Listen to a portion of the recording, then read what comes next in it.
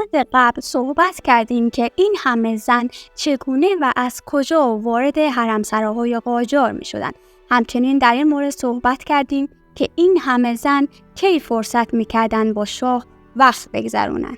در این ویدئو به سراغ قوانین مخصوص حرمسراها در دوره قاجار میریم و در انتهای ویدئو میگیم که اگر شاه از دست یکی از زنان خودش عصبانی میشد چه بلایی سر زن بیچاره می اومد. قانون اول این بود که شخص شاه تنها مرد اندرونی حرمسرا بود.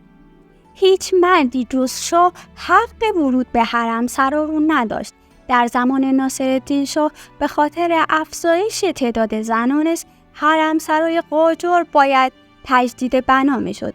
به همین جهت روی خرابه‌های بنای قدیمی اندرونی جدید با وسعت بسیار زیادی ساخته شد. قانون دوم، خواجگان حرمسرا زندانبان زنان حرمسرا بودند. نظارت بر کارهای حرمسرا بر عهده خواجگان بود. به همین خاطر قدرت و ثروت زیادی برای خواجگان به همراه داشت. خواجگان علاوه بر رسیدگی به امور زنان، نگهبانی و حفاظت از آنها رو هم به عهده داشتند. قانون سوم، قانون اجازه رفت و آمد.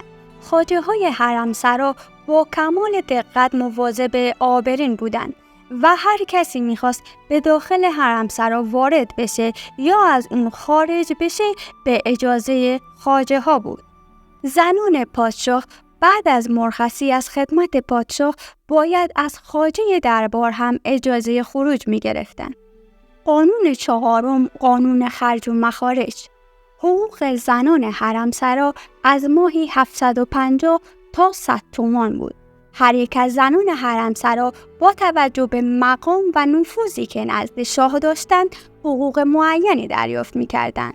خرج زنان درجه سوم حرمسرا که کنیزان رو شامل می‌شد با سوگلی‌ها و زنانی بود که این کنیزان در خدمت اونها بودند.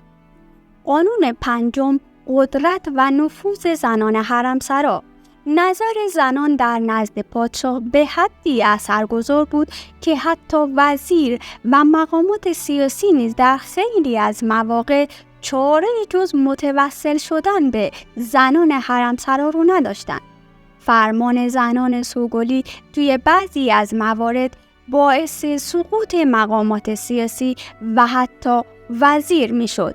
ملاقات با زنان کشورهای خارجی، ارسال نامه و هدایا از نشانه‌های اعتبار زنان حرمسرا بود.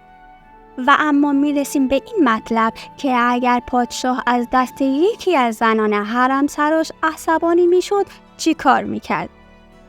روزی یکی از همسران ناصرالدین شاه برای پسرش جشن ختنه سوران گرفته بود که ناصرالدین شاه هم در اون جشن حضور داشت. حاجی خانم که یک زن سیاه‌پوست در دربار شاه بود هم توی این مراسم حضور داشت.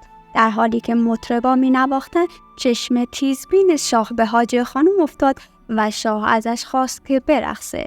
زن زیبای سیاه‌پوست رقاص خیلی خوبی هم بود و وقتی شروع به رقصیدن کرد ناصرالدین شاه قاجار از شادی به وجد اومد و سر شوخی رو با زن بیچاره باز کرد. حاجی خانم بخت برگشته هم در جواب شوخی شاه صدای قبیح و زشتی در آورد که ناگهان حالت چشمان شاه برگشت و آثار خشم و غضب در چهره ناصرالدین شاه نمایان شد. مطربان خاموش شدند و تالار در سکوت فرو رفت. ناصرالدین شاه جلاد رو صدا کرد اما جلاد در اون لحظه حاضر نبود. ناصرالدین شاه از تالار بیرون رفت و دستور داد که زن بیچاره رو نعل کنند. فردای آن روز حاجی خانم رو نعل کردند و زن بینوا در زیر درد ناشی از کوبیدن میخهای نعل به استخوان کف پاش مرد. درسته که همه پادشاهان قاجار حرمسراهای بزرگی داشتند، اما در بین پادشاهان قاجار فتحعلی شاه قاجار هست که رکورددار تعداد زنان توی حرمسراش هست.